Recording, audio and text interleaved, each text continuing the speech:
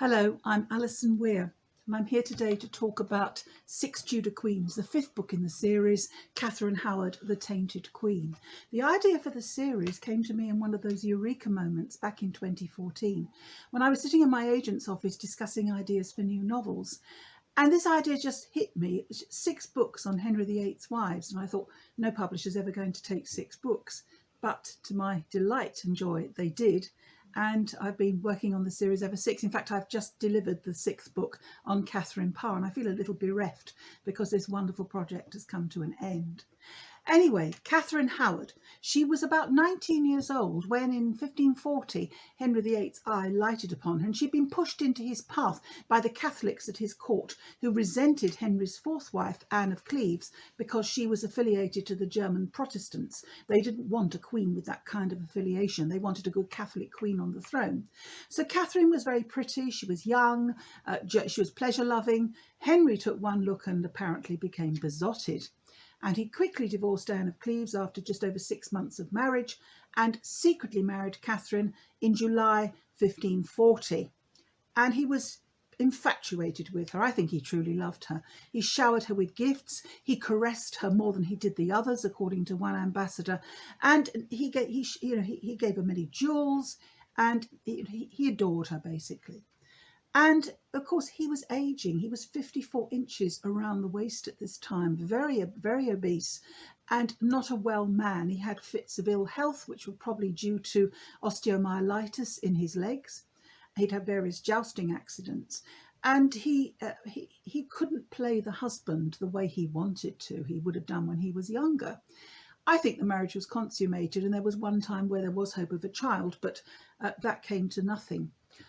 But when Henry was very ill the following spring after his marriage, he wouldn't see Catherine. He was really very, very ill, and people thought he would die. And I think Catherine thought he would die too. And someone from her past, one of the gentlemen of Henry's privy chamber, Thomas Culpeper, who was Catherine's distant cousin, they had been having an affair before Catherine married Henry. And I think they were talking of marriage. But Henry came along. Of course, Henry was the king. What chance did Culpeper have against him? And Catherine herself admitted that she was seduced by the idea of being queen. She loved the idea. And so Culpeper had to say farewell, and apparently made him quite ill. The following spring, of course, when Henry was ill, Culpeper made his move again. And this time, Catherine was interested in reviving their relationship. She sort of forgot, or she seems to have crazily forgotten, that her cousin Anne Boleyn had been beheaded 5 years earlier for committing adultery. We don't know how far Catherine went with Culpeper, but it seems that it was never more than talk, and it was about heavy petting, I would imagine. But they both protested that they had never actually committed the act of adultery. But meeting in Catherine's privy didn't look very good. Anyway, they continued this affair all through the summer, and they were aided and abetted by Catherine's lady-in-waiting, Lady Rochford, Anne Boleyn's sister-in-law.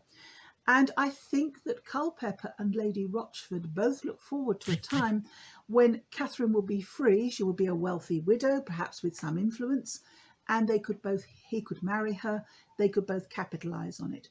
And the only reason one can give for Catherine's rashness in involving herself in this affair is that she thought she would soon be a widow, or she thought that if Henry found out he loved her so much, it wasn't going to make much difference. But she was very naive either way. So they went away on a progress in the summer and autumn of 1541. They went as far north as York. And on the way, Catherine was arranging trysts with Culpeper, seeking out the back entrances and staircases in houses, with Lady Rochford facilitating meetings and keeping watch. While they were away, one of it came to light that Catherine had a past life. When she was younger, she'd been orphaned. She was living with her step-grandmother, the Dowager Duchess of Norfolk, at Lambeth, in a great house. And there she stayed in a dormitory with a lot of other young women, female dependents of the Duchess. And they admitted young men late at night, and they had midnight feasts and less innocent pleasures. And Catherine slept 100 nights at least, by her own admittance, a mission with her cousin, another cousin, Frances Derham, who disappeared from the scene when she went to court. But Frances Derham entered her household. He begged her for a job, and she made him her private French secretary in the autumn of 1541. That would later look very sinister, because at that time it wasn't just the act of committing treason that was against the law. It was the act of imagining treason or contemplating it. What did it look like that this former lover had entered Katheryn's household, and what were his intentions? It would later seem to be very sinister. While Katheryn and Henry were away on the progress, evidence was laid before the Archbishop of Canterbury, Archbishop Cranmer, that Katheryn's previous life had been impure. And when Henry got back, and in fact just after he had given thanks and asked the whole country to give thanks for the life he now led with his queen, his rose without a thorn, Archbishop Cranmer put a sealed envelope in the royal pew in the Chapel Royal at Hampton Court, and in it he had written the evidence that had been laid against Katheryn. And of course, this was misconduct outside marriage, and as the Dowager Duchess later said, she cannot die for what was done before. But when it became clear that she'd employed Derham, and Derham, out of jealousy, let slip that she had been seeing Culpeper, things began to look very, very bad indeed for Katheryn.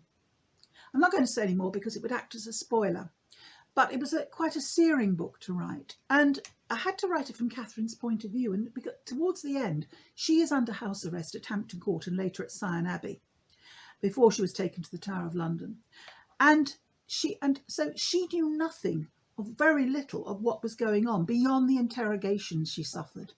And so I had to ask myself, how would it have felt to be Katheryn in that situation, knowing what had happened to your cousin, and knowing that you had overstepped the bounds of propriety and perhaps even committed treason without thinking about it? It's a very sad book. It's one of the saddest episodes in English history. I hope you enjoy it. I hope you find that I've been true to Katheryn in it. And it's been a pleasure talking with you today. Thank you very much.